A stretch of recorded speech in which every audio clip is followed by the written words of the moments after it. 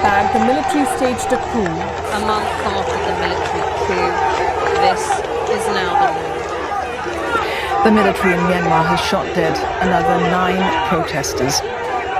And forced labour on the streets of Yangon.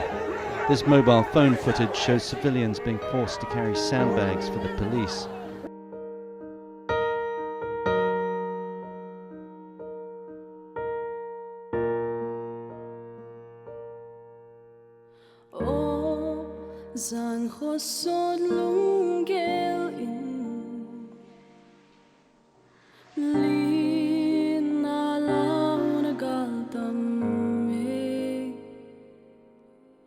Khuptong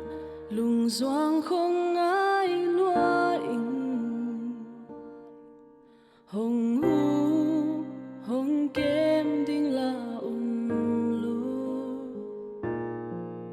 Khamuanna cả xoan bên gal xoak ta thu man lâu tên qua dầu đình bằng lao khó xiang thâu hong pin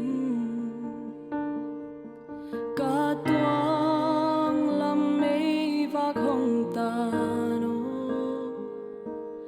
kỳ quắc lao loài Giêsu hồng nai in mô Khamuanna hồng bia lao loa dông hong hu hong kem đi ngong lu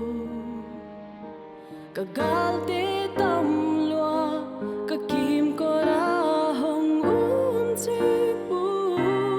cả bel cả mon kip muan hoai Giêsu hong ai lao ken ka ta o na kyang a kong ngom den chi lấy tung en ken mo sinh làm te hong mit xuân in chi na tong ne min hong Khamuanna sắc khi tàu Giêsu.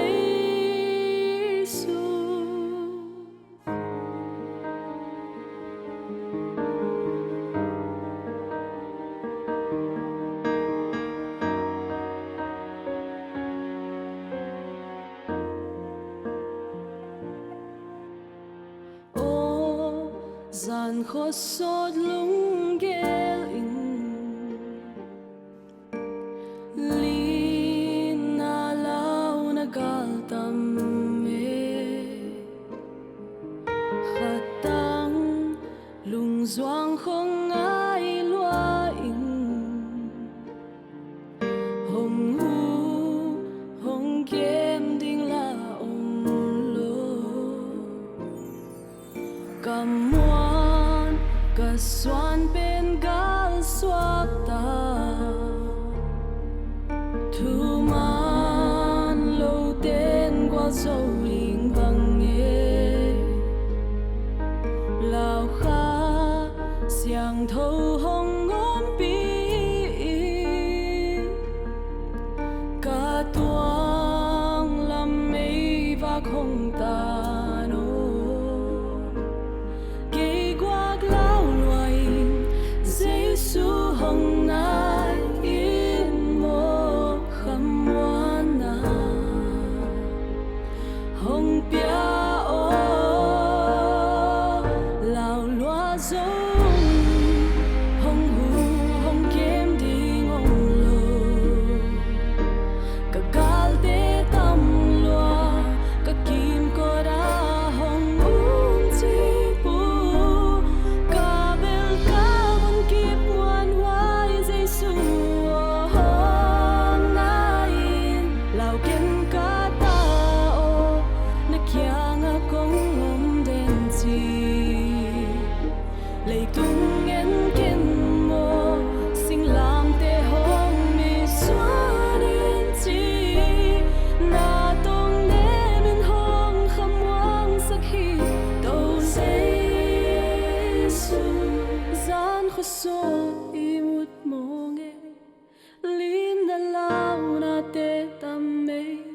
Giêsu nắng lui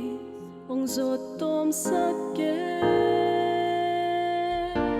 gian khó